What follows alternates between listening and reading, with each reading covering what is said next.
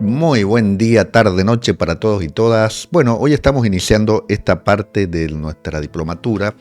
que yo diría es una parte crucial, es un core, como dicen los americanos, dentro del contexto de lo que estamos haciendo en este curso. Y digo que es una parte crucial porque vamos a trabajar ni más ni menos que el tema del lenguaje, el diálogo que vamos a tener, cómo tenemos que dialogar con nuestras inteligencias artificiales para que nos den el mejor resultado. A mí a veces me resulta un poco molesto cuando veo cursos, ya sea orientado a docentes, ya sea orientado a agentes de la empresa, a distintas personas, y tratan de dar fórmulas, tratan de dar acrónimos, tratan de dar estructuras rígidas en relación al tema del prompt. Y yo digo, realmente esto acota mucho nuestro diálogo con la IA, porque si hay algo sorprendente de la inteligencia artificial y fundamentalmente de los sistemas basados en modelos de lenguaje, es la enorme capacidad que tienen para establecer diálogos con nosotros, y para ello necesitamos nosotros también plantear, como hemos dicho varias veces durante el curso, una pregunta, una estructura, una instrucción realmente clara. Ese es el primer concepto que es interesante tener. El otro concepto que a mí me gusta siempre resaltar, y esto lo hago ya desde nuestro rol de la ingeniería, que es el de la bioinspiración. Todos, y particularmente en el caso nuestro, en el caso de nuestro laboratorio, que es un laboratorio que trabaja esencialmente los temas de la bioingeniería,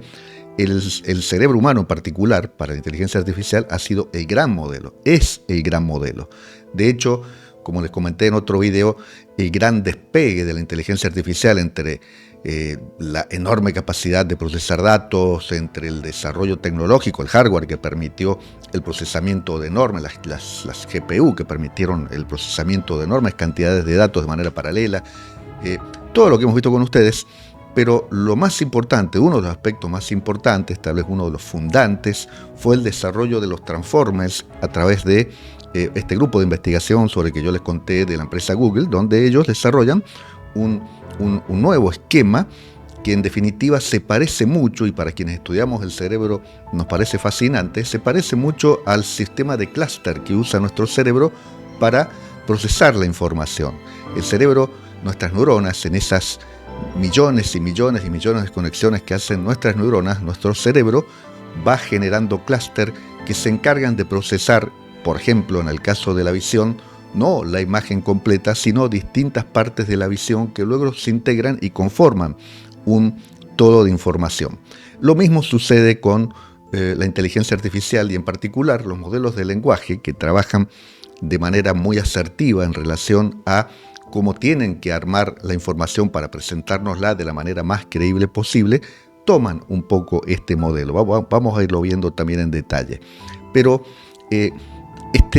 estos procesos que se producen dentro de la IA tienen su analogía con los que se producen en nuestras redes neuronales naturales,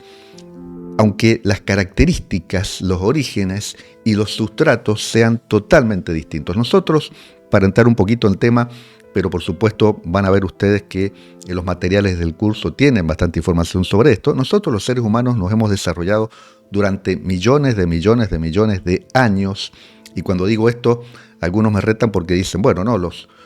seres humanos o el sapiens sobre la Tierra no tiene más de 200.000 años, pero las estructuras, y esto recuérdenlo, los que han visto con nosotros los cursos de neurociencia y los que han trabajado con nosotros y los que estudian, por supuesto,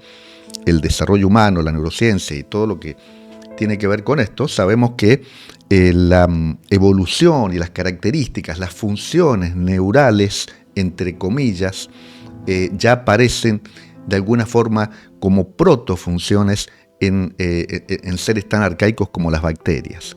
Durante todo ese proceso de evolución, los seres humanos nos fuimos desarrollando y generamos núcleos, generamos estructuras que, como las que ustedes ven allí, dos de las más importantes son las estructuras de Wernicke y de Broca, que rápidamente son las que se encargan de procesar nuestro lenguaje Wernicke dándole la función del significado del lenguaje y Broca con la producción del lenguaje y accionando sobre la corteza motora y ordenando la sintaxis para que nosotros podamos hacer un lenguaje comprensible. Todo esto ocurre durante el proceso del desarrollo evolutivo de los seres humanos. Los seres humanos como especie, y ahí lo que están viendo ustedes detrás mío es precisamente el cerebro, una de las imágenes más importantes que hay. No me detengo mucho con ustedes porque ya la hemos visto también durante los cursos de neurociencia educativa, pero recuerden que planteamos que el cerebro es una red neuronal in toto extremadamente compleja, donde el proceso del desarrollo del lenguaje surgió como una presión evolutiva para mejorar nuestras condiciones de adaptación y de supervivencia. O sea, el lenguaje, en definitiva, como la mayor parte de las funciones de nuestro cerebro, surgen dentro de un contexto de adaptación y de presión adaptativa para que nos podamos comunicar mejor. Esto ocurre en todas las especies. Hay especies como los delfines, como los bonobos, que tienen también una gran cantidad de estructuras que hacen a la comunicación. Esas redes enormes que ustedes están viendo detrás mío implican que no solamente las áreas de Broca y de Wernicke son las que trabajan el procesamiento del lenguaje en los seres humanos, sino que en realidad el todo de nuestro cerebro interviene en eso. Por ese motivo nosotros en el lenguaje tenemos connotaciones emocionales, por ese motivo nuestro cerebro procesa la información y todo lo que tiene que ver con lo que va a traducir luego en lenguaje o en escritura, lo procesa de manera bastante distinta a lo que hacen las máquinas y tiene fundamentalmente aspectos que son sumamente interesantes.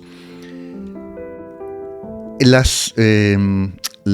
inteligencia artificial, cuyos sustratos son los algoritmos, cuyo sustrato, de hardware es el silicio, son las estructuras electrónicas, los soportes electrónicos, mientras que los sustratos nuestros, los de los seres humanos, son sustratos biológicos, por supuesto, tienen formas distintas de plantear el procesamiento de la información, porque en el caso particular de las máquinas, lo que ellas hacen es tomar data, tomar información, trozarla en lo que se llama la tokenización, asignar dentro de una nube enorme cálculos y vectores probabilísticos con los que ellas arman su asignación de discurso, hacen el análisis gramatical y luego lo organizan para plantearnos una reescritura en la modalidad que nosotros hemos pedido para que sea lo más creíble, lo más interesante, lo más amigable posible en el procesamiento de esa información. Lo que no hace la inteligencia artificial es lo que sí hace nuestro cerebro, y es integrar en ella aspectos emocionales, integrar en ellas aspectos de la propia biografía que nos hace a nosotros tener experiencia, nos hace comprender sarcasmos, nos hace comprender procesos que están implícitos de manera no verbal en el diálogo, y todo esto es lo que la inteligencia artificial, por supuesto, no puede hacer, aunque en algunos casos puede imitarlo, y algunas de las personas suelen decir a veces, parece que esta máquina fuera un ser humano de la manera en que me responde, de la manera en que se comporta, pero en términos reales, por supuesto, no lo son. Entonces, ustedes van a ver en este proceso de los grandes modelos de lenguaje, ustedes van a ver que el modo de trabajo, el modo en que se accede a la información, el modo en que la procesa es muy distinto al nuestro. Por lo cual, ustedes imaginen un primer punto importante, que estamos dialogando con alguien que no es capaz de comprender aspectos ambiguos, que no es capaz de comprender aspectos que involucren una carga emocional dentro de ese diálogo, que no es capaz de comprender muchas de las cosas que nosotros, los seres humanos y los animales, pero por supuesto fundamentalmente los seres humanos que hemos desarrollado de manera explosiva nuestra capacidad de lenguaje, sí hacemos con todo lo que llamamos el diálogo no verbal, las señas, el rostro, las señas con las manos, todo lo que tiene que ver el acento dentro del contexto emocional. Por eso a algunos modelos de lenguaje les cuesta tanto procesar idiomas como el chino, en los cuales el acento en una determinada letra implica ya el cambio del significante. Entonces, es sumamente interesante el estudio de los modelos de lenguaje y los modelos de procesamiento del lenguaje natural, porque ellos tienen una lógica que tenemos que tratar de comprender, y van a ver que durante el curso durante este módulo vamos a plantear mucho estos contrastes entre el modo en que nosotros entendemos el lenguaje y producimos el lenguaje y el modo en que lo hacen las distintas aplicaciones de inteligencia artificial. Otro aspecto que a mí me gustaría señalar en esta introducción que estamos haciendo al módulo es que hay tres núcleos, tres características centrales, tres características claves que son las que ustedes tienen allí: claridad, especificidad y contexto. No sirve recordar acrónimos, recordar fórmulas para elaborar prompts, que es lo que nos venden, e inclusive nos venden a veces a un costo real, ¿no? A veces nos dicen, te vendo el super prompt que va a hacer tal cosa, y hay gente que paga por esto. Pero en términos reales, eso es de poca utilidad y es de muy corta vida, y por supuesto a veces de un gran gasto. Lo que hay que tener presente, lo primero que cada uno de nosotros tiene que tener presente, y esto va a exigir, las inteligencias nos van a exigir a nosotros ser más claros en nuestra forma de comunicarnos, lo que nos va a venir muy bien como seres humanos, es que los mensajes que nosotros les damos tienen que ser claros. Claros quiere decir que no tienen que tener ambigüedades, que no tienen que ser confusos, que no puedo transmitir un mensaje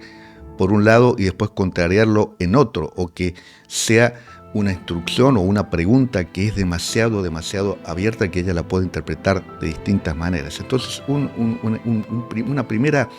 primer concepto que tiene que estar en nuestra mente cuando nos comunicamos con las inteligencias es que nuestros mensajes tienen que ser claros. La especificidad se refiere fundamentalmente a que tiene que estar muy bien planteado lo que queremos que haga la inteligencia. Nosotros queremos que haga tal cosa. Nosotros queremos que redactes un ensayo o lo que sea en este formato específico. La especificidad tiene que estar planteada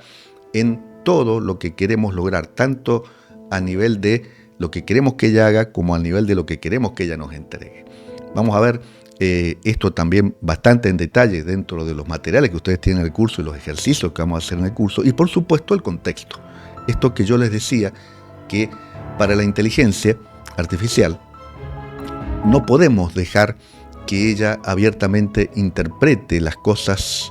o dejarlas abiertas, demasiado abiertas, de manera tal que ella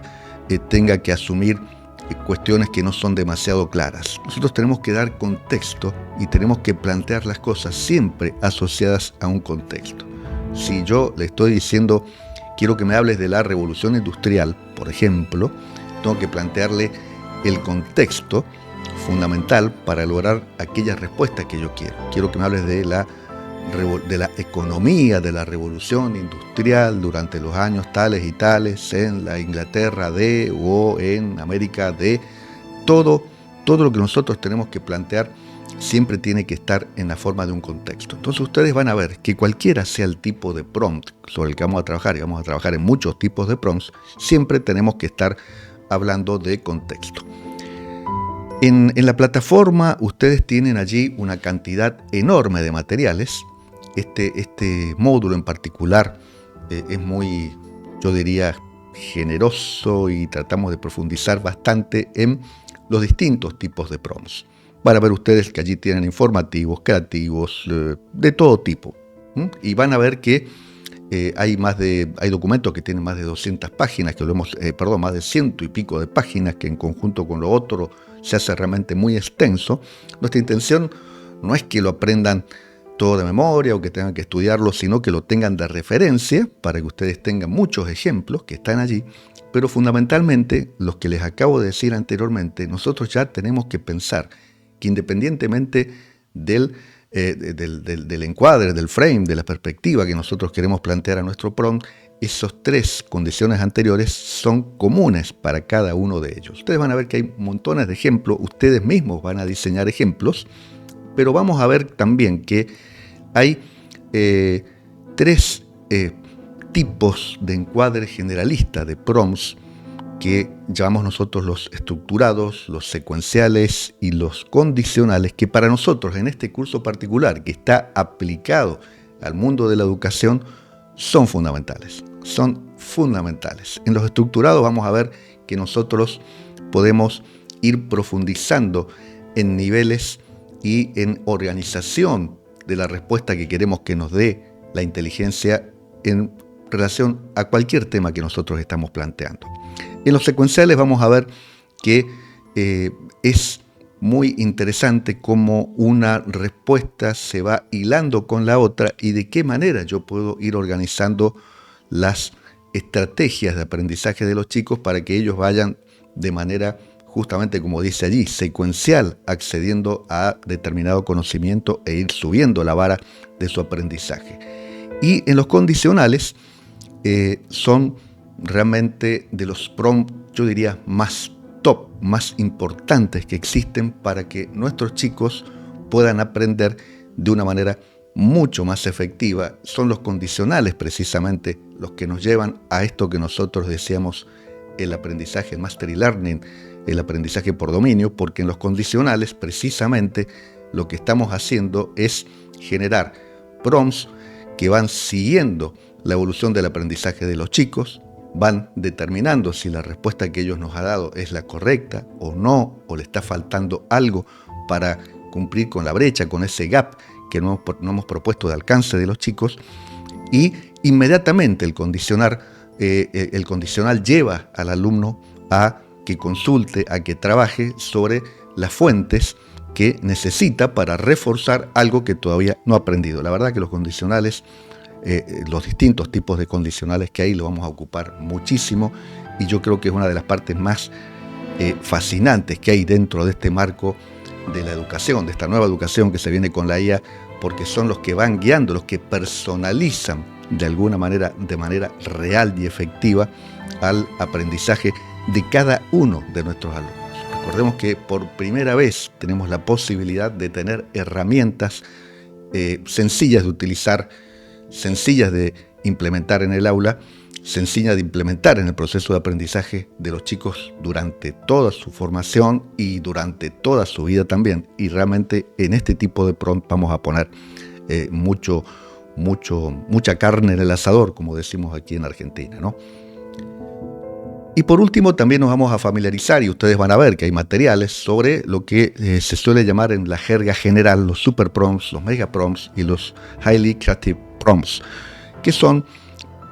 prompts en este conjunto que les estoy mostrando acá. Son prompts mucho más elaborados, son mucho más complejos y que nos permiten abordar temáticas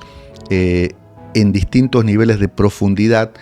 ya sea en el caso de los super prompts de desarrollo vertical, o sea, yo puedo con los super prompts profundizar muchísimo en una determinada rama del conocimiento con sus categorías correspondientes. Los mega prompts se suelen utilizar fuertemente en todo lo que implica el análisis sistémico, el análisis horizontal, la visión de águila, como se le suele decir a veces, de un determinado tema, de un determinado campo de conocimiento. Y los prompts altamente creativos son los que en los que se juega ya no solamente con la estructura del prompt, que ustedes van a ver que son estructuras fundamentalmente bastante abiertas, sino también con algunos parámetros de la propia inteligencia, como por ejemplo la temperatura de la inteligencia, que como hemos dicho, como hemos visto con ustedes, en la medida que la temperatura jugamos un poquito con ellas, la